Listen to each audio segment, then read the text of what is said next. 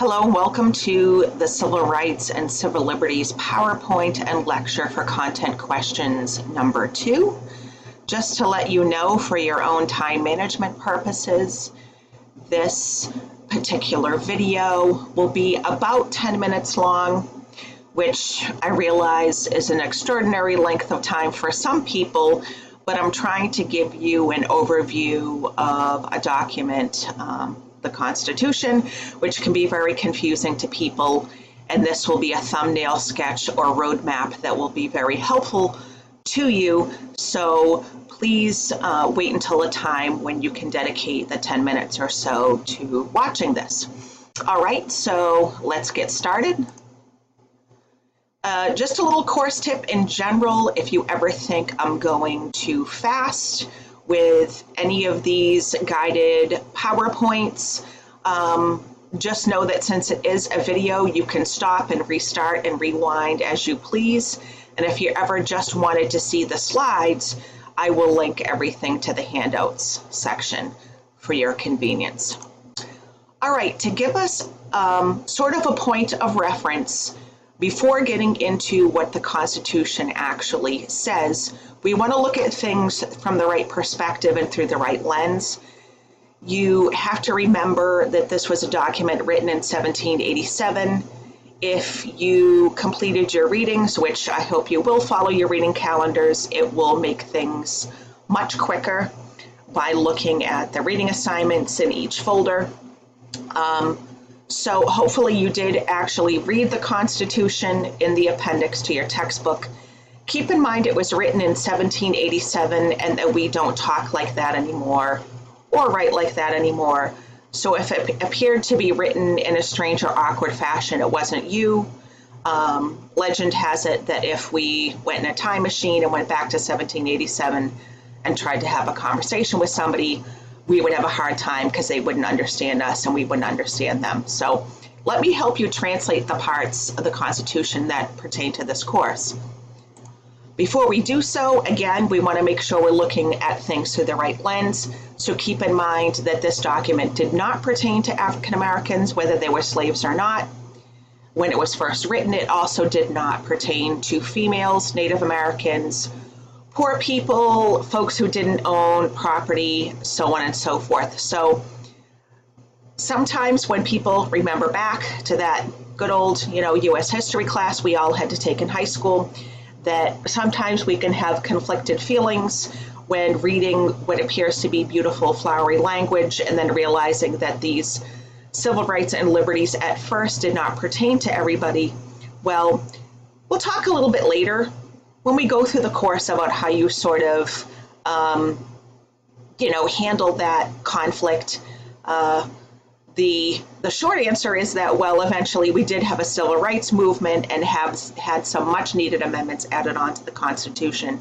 Certainly we haven't reached a point of perfection yet, but that's sort of the short version of answering that question about any conflict we might have over the fact that back when the Constitution was first written, all these civil rights and liberties only pertain to certain people. So, all right, that's a conversation we'll have when we talk about the civil rights movement. For now, let's talk about what the actual document says. So you have Articles 1, 2, and 3, and they spell out the 3 branches of government.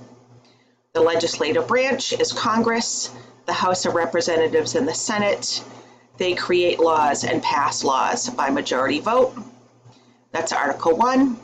Article 2 is the President and the Vice President, the executive branch. Technically, it also includes all of the federal agencies that the executive branch is in charge of, like the IRS and the Environmental Protection Agency and the FBI and all the other federal agencies. And Article 3 spells out the court system, the Supreme Judicial Court, and all of the lower courts. Keep in mind that each and every state, including Massachusetts, has its own constitution that spells out its own form of government. Right now, I'm just talking about the Constitution to the United States of America, the federal Constitution. We do have other articles in the Constitution. Article 4 spells out full faith and credit, And all that means is that each state has to recognize the official acts, proceedings, court orders, and documents of other states. So if I were to move to California, they would have to recognize my birth certificate. My husband and I, we live in Massachusetts. If we moved to Alabama, they would have to recognize our marriage certificate. Article 5 spells out how the Constitution gets amended, which we'll talk about in a minute and later on in the course. Article 6 is the Supremacy Clause, and what that means is when federal and state law conflict with each other, federal law prevails. Now, that's not to say that a state can't ever have any different laws or different standards than the federal government. For example, back in 2003, Massachusetts had gay marriage when no other states had gay marriage, and that was fine because we were giving we were giving our citizens more civil rights and liberties than the federal standard. So an individual state can give its own citizens more rights than those guaranteed by the United States Constitution. They just can't give less. Article 7 spells out ratification. Something we're not going to really get into. It's the details of how all the states went one by one and approved of the Constitution. That's more of a history lesson. So the amendments, we have 27 of them total. 10 of them were added onto the Constitution right when the Constitution was passed, and then the rest of them were added on over time. 26 of those times, it happened the way you can see up top. Proposal by 2/3 vote of both houses of Congress, and then a passage by 3/4 of state legislatures. You can also see on this slide the option that was only used one time. And since it was only used one time, we won't talk about it that much. There's also 2 other methods that have never been mentioned in the Constitution, and since that's more of a trivia note, we're not going to get into that too much either. All right, so the amendments themselves, as I said, there's 10 of them. We're going to learn about, there's 27 of them. In the Bill of Rights, there are 10 amendments, which we'll cover first. And then you have the rest of them that are outlined here.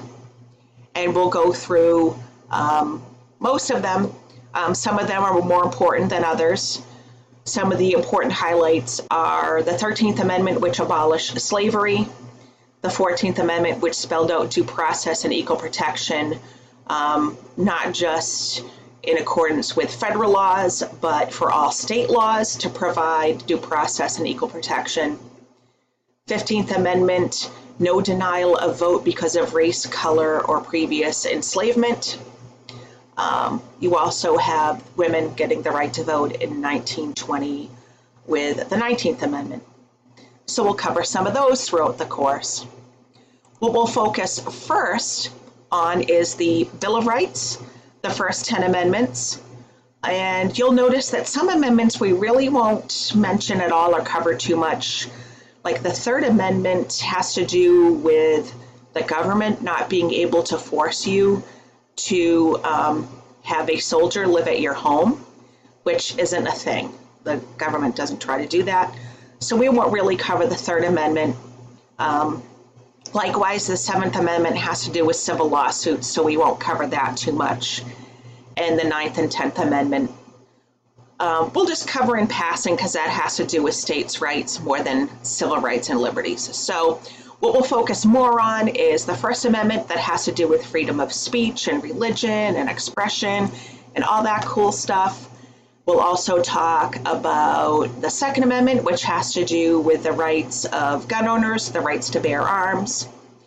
Amendments 4, 5, 6, and 8 have to do with the rights of the criminally accused and your rights in court and when you're being questioned by the police and all of that stuff.